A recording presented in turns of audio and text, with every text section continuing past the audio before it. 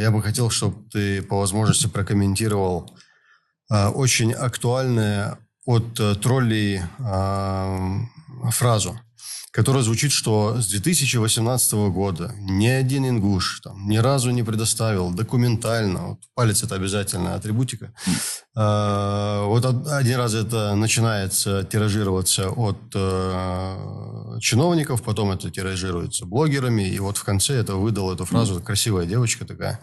Как ты можешь это прокомментировать? Вот, Как же злит эта цитата ингушей и их попытки оправдаться.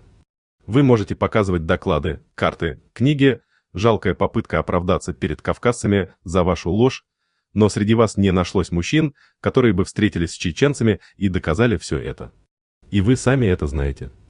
Чеченцы и та девушка правы, ни один ингуш так и не смог обосновать свои права на эти земли.